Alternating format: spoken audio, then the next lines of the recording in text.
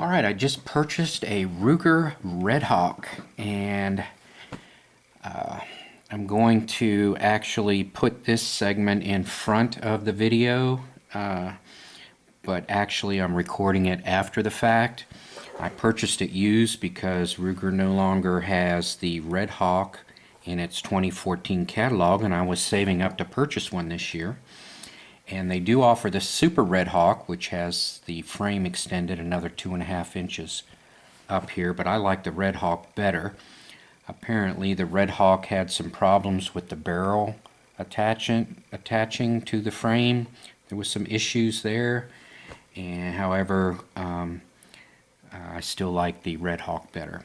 And I think I got a pretty good deal. I paid $675 plus $30 shipping plus a $25 FFL fee to my preferred FFL guy, and so I think I got a pretty good deal.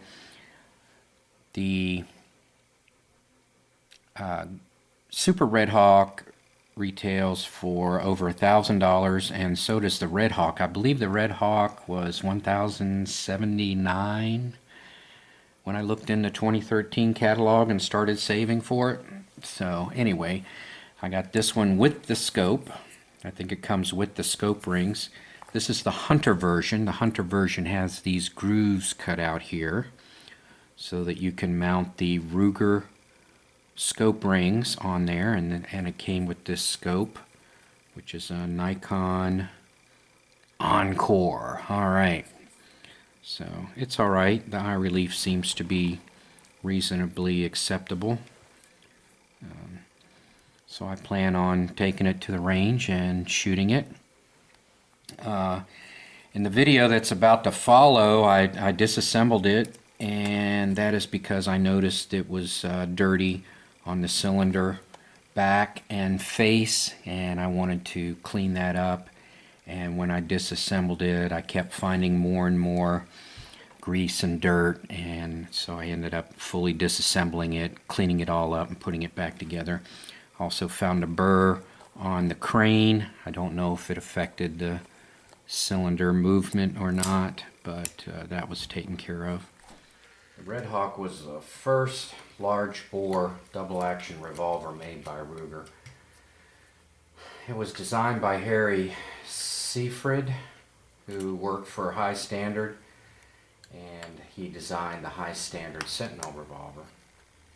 The grip profile is of the Sentinel was used in the 6 line of Ruger, like the Security 6 and whatnot. So the Redhawk was introduced in 1980, and I first saw it in 1985, and it was scaled up, an improved version of the Security 6 target model with a square butt grip. Has adjustable sights. This has a 7.5 inch barrel. They also make a 5.5. And it's available in stainless steel. I think they made blued ones, but I've only seen stainless steel ones. And it's primarily a hunting gun. So I want to start taking this apart here.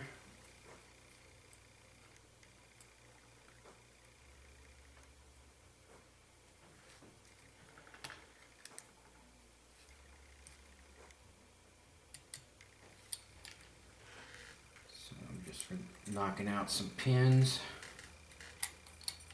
Getting this guy all disconnected in here. Disconnecting the hammer and the spring.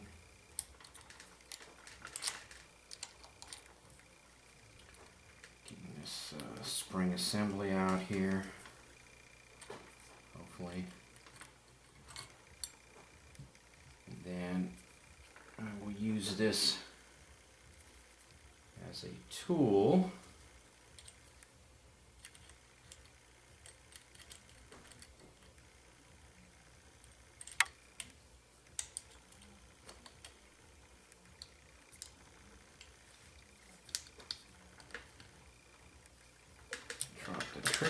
bouncing. Now I'm going to start looking at all the little piece parts in there. Alright, I'm going to say the gun is dirty, and that's not like gun slick or anything else. So I'm going to give this guy a thorough cleaning and a little bit of lubricant and some key spots and put it back together. Here you can see the ring of fouling around the edge there and the cylinder. That should look different when I'm done with it. That looks much better. Of course, it'll only get dirty again when I shoot it, but it's pretty easy to clean off, and so I just like to keep it clean. Same thing with the back side. All that ring, that fouling that was all around there. If I can stay on camera. All that fouling that was around there, it's all gone. Trigger looks pretty crudded up. So I'll clean all that up. I really enjoy these spray cleaners. I mean, they don't do everything, but they do a lot, so I'm real happy with them.